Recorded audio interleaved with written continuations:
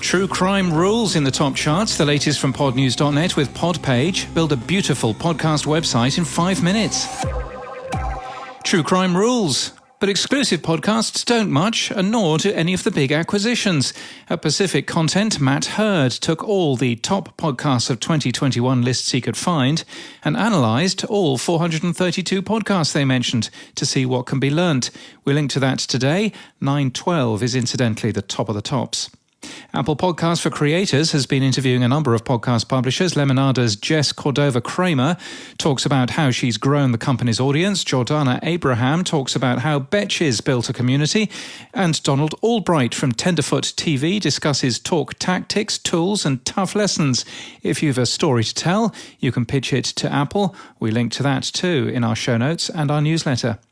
Twitter Spaces can now be recorded by anyone on Android and iOS. Podbean has published a list of their live events for Q1 22. You can expect speakers from the BBC World Service, Sounds Profitable, and Pacific Content.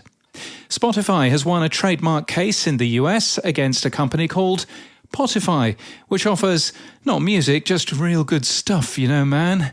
Unrelated, Spotifeed is also dead. It was a service that made RSS feeds from Spotify exclusive podcasts. In the UK, public service podcasting has been launched by Johnny Gould. It aims to serve minority communities with reliable news who are otherwise overlooked or misrepresented by the mainstream media. An interesting thing for you, the Podcast Fellowship links to approved educational Jewish podcasts and for Jewish people pays $15 per podcast they listen to help them understand Judaism better. Echoverse, a new podcast studio, has signed Minnie Driver to star in the company's first production, a scripted audio supernatural series. Her Mini Questions podcast from iHeartMedia is also back for a new season. Her first guest is Debbie Harry. Canada's CBC has announced their Q1 22 slate, including a 6-part show revealing a dark secret from Anna Maria Tremonti's past and a new world news podcast. Also, the Fox Sports Podcast Network launched with its first slate. Evergreen Podcasts has walked away with 4 awards at the Muse Awards, which recognise excellence in the creative and design fields. Why are so many celebrities recording podcasts? The Entertainment Weekly website looks at some of the reasons and points out that podcasting can be easy money, but only if you have a sustainable, interesting point of view.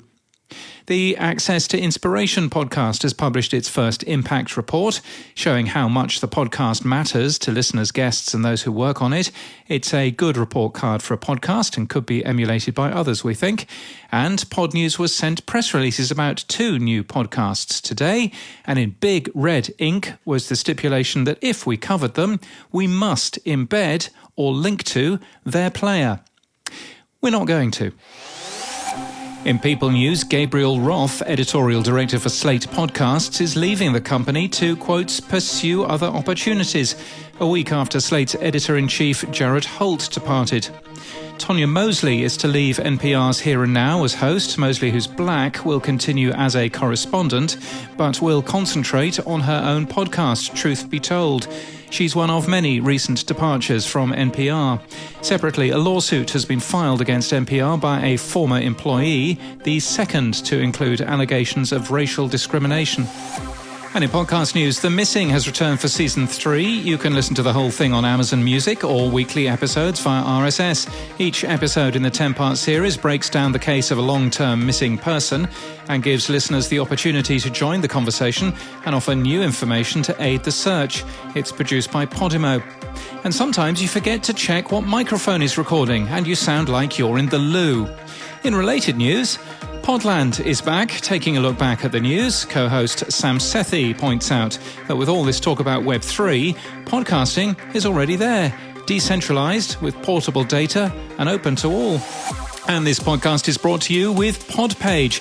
Podpage make podcast websites for your podcast, which are automated. They've got all kinds of things in there, including good-looking links for sponsors, a list of your reviews, episode pages and media players as well. I did a quick test on ours today and discovered that it's highly accessible as well. It scores 97 out of 100, which is a pretty good score. So that's good news too.